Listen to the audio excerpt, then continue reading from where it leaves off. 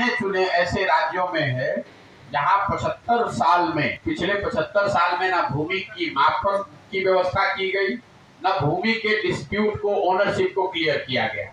नतीजा ये है कि करीब करीब 50% जमीन डिस्प्यूटेड लैंड है। यहाँ हम लोग कहते हैं बिहार में जमीन नहीं है, जनसंख्या बहुत ज्यादा है, वो तो एक पहलू है।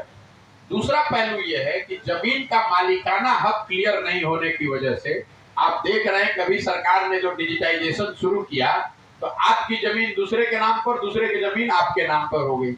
पिछले 25-30 सालों से जमीन का मालिकाना, आपके दादाजी थे, आपके पुरखे थे, उनकी मृत्यु हो गई और उन्हीं के नाम पर अभी तक रसीद कट रहा है, उसका कोई बंटवारा नहीं हुआ, मालिकाना हक नहीं है।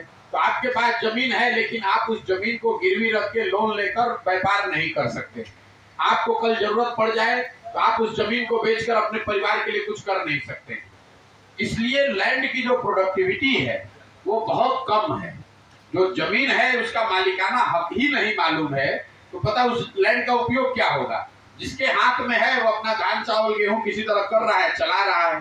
तो जब तक यहाँ पहले सिरे से जो काम अंग्रेजों ने किया उस काम को यहाँ दोबारा जमीन को सिरे से फिर से नापा जाए, उसके ओनरशिप को एस्टेब्लिश किया जाए और लोगों को एक पारदर्शी व्यवस्था दिया जाए ताकि ये पता चल सके कि किस जमीन का मालिक कौन है, ताकि हर व्यक्ति अपनी स्वेच्छा के अनुसार अपने जमीन का सबसे बेहतर उपयोग कर सके।